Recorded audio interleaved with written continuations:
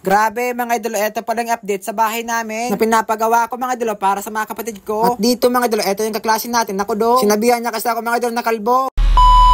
Panibagong araw, panibagong buhay na naman tayo dito mga idolo. So dito mga idolo, nandito pala kayo mga idolo sa terminal. Yung tipo naglalakad pero nagmahal. Ang bigas mga idolo, grabe naman yun. So dito mga idolo, meron na akong inaasar na Kudong. Sinabihan ko siya mga idolo na Kudong dahil sinabihan niya din ako mga idolo na kalbo. Pinulak pa naman ako dito mga idolo dahil napipikon ata. Ito mga idolo ay biro-biroan lamang at asar-asaran lamang dito. Sinabihan kasi ako mga idolo na kalbo. So dito mga idolo, panibagong topic na naman tayo. Ito pala mga idolo, yung aking ama. Alam niyo ba mga idolo, sobrang galing niyang gumawa ng bahay at sobrang tibay. Sa dami nagawa ng bahay ni Papa mga idol ay mahirap mag-iba. Dahil ang aking ama mga idol ay talentado. Kaya naman mga idol, nagmana lang ako dito. Ay. Pero alam niyo ba mga idol, ang aking trabaho ay libur lamang. Pero hindi ko ay nakakahiya mga idolo. Dahil ang ganitong trabaho mga idol ay marangal lamang. Based on my experience mga idol, mahirap talaga ng ganitong trabaho. Para ka lang umibig, tapos hindi iwan ka lang naman. Para lang ampalayaan na lang siya sa iba.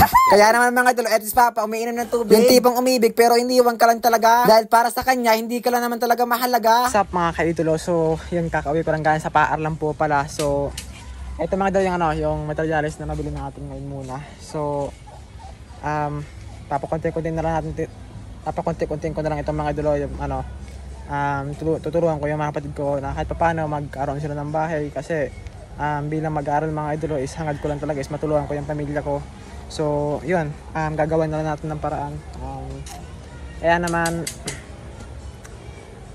itong ginagawa ko guys is para to sa pamilya ko. Gusto ko silang matulungan bilang isang panganay. So, yan. Ito yung mga materials na nabili natin yan. Yan o.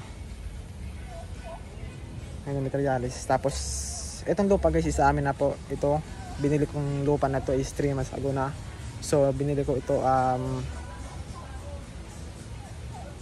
yan. Para din kasi itong mga idol sa pamilya ko eh. Kaya naman, sinikapan ko talaga na magkaroon sila ng ng bahay. So ngayon is sisimulan ko na mga idolo.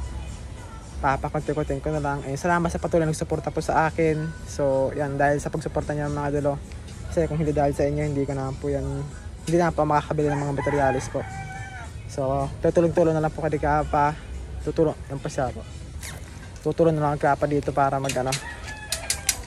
para mabilis matapos din pag walang pasok. Sa po. Nag-aano niya siya mga idolo, yung para ito yung gagamitin na poste. Yan yung gagamitin na poste. So yan, nag-aaral tayo eh. Tapos ito yung kapaligiran natin dito mga idolo.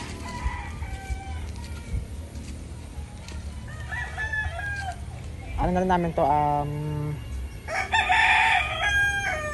ito yung mga panggatong, meron panggatong dito. Panggatong. So at least nakabili tayo guys ng materials. So hindi naman nasayang. Siyempre guys, gusto ko rin kasing pahalagaan at may makita yung pinaghirapan natin. So dahil sa suporta niya mga idolo, kaya tayo nakabili ng materials.